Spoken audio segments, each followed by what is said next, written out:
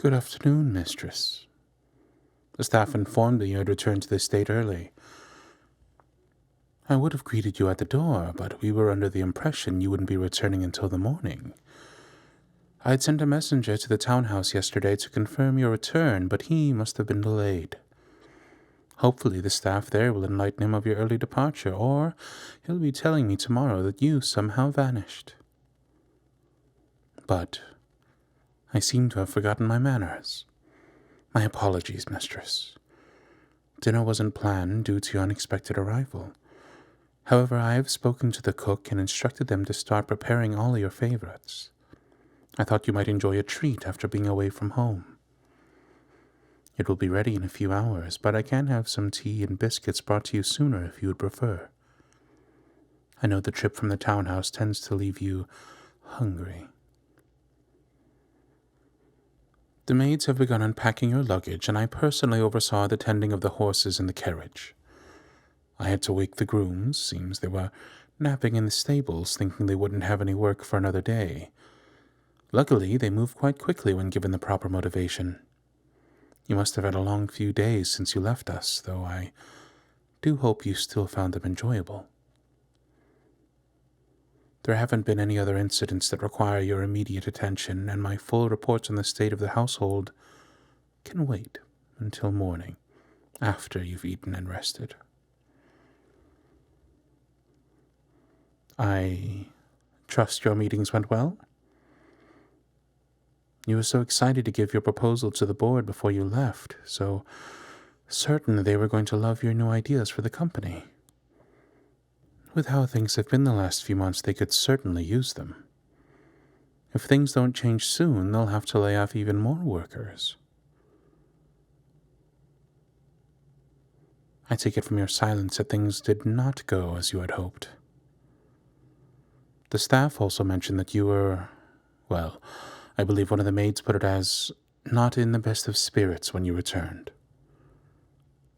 Though perhaps the broken vase in the foyer, paper strewn down the halls, and slammed doors I could hear from my quarters across the estate would paint a more dramatic picture.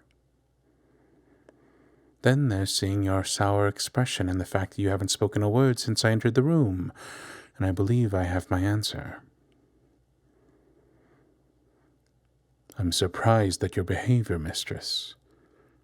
You know better than to be rude to the staff or destroy your home. Do you have an explanation for your actions? Still more silence. A very mature response to being spoken to directly. If you're going to pout and throw tantrums like a child, then maybe I should treat you like one. Would you rather go stand in the corner or be taken over my knee? Speaking out of turn? Oh, I don't believe I am, since it appears you have forgotten some things, such as the fact that you, the Lady de Lacy, and mistress of this house, don't get to behave like a spoiled brat just because things didn't go your way. You strike me. You strike someone who's trying to help you and has always been on your side. Allow me to explain a few things to you. Outside of this room, you make all the rules. You run the family business, manage the estate. All decisions are yours to make. You may not like it, but this is the role you were given. Your parents tried to prepare you for this as best they could, but obviously they didn't get a chance to complete their lessons before they... I know this is all still new, but you can't just lash out at the staff or the other board members. People will talk, and if they think you're becoming unstable or can't handle the responsibilities given to you, they are more than happy to swoop in and take control. The whispers have already started. They even started calling you Little Tyrant. There are wolves out there just waiting to jump and devour you, and we can't let that happen. I won't allow it. There's far too much at stake. The family name, the company that keeps us all from the workhouses, and most importantly, you. You can't let this break you. You are so much stronger than this, little miss. I've seen you rise to become the true lady of this house, and I don't want to watch you fall so much farther. Not when you don't have to. Have I been neglecting my other duties to you so badly that you behave this way? It has been a while since you've been able to get any real release from the pressures you're under. Before you left, I had wanted to find the time, but you were otherwise occupied. Clearly, I should have intervened for your best interest. Maybe then we wouldn't have this situation. As I said outside this room, you are my mistress, my lady. You hold all power over the staff and those around you. So strong, so hard and cold on the outside, and yet.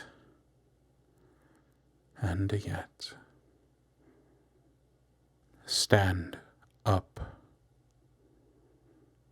Sometimes you need to feel small and weak.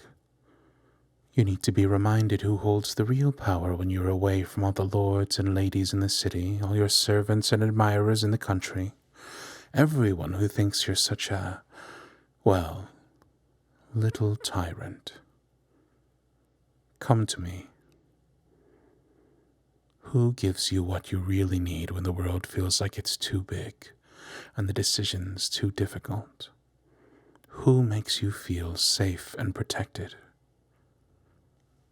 Look at me. Is this what you need? Do you need me to take it all away?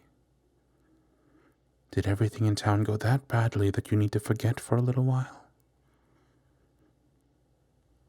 Well, little miss, I'll go speak to the maids to leave the unpacking until the morning and advise the cooks dinner will need to be delayed a while. Go to your rooms, and I will be there shortly. You know what I expect to see when I enter. Now go.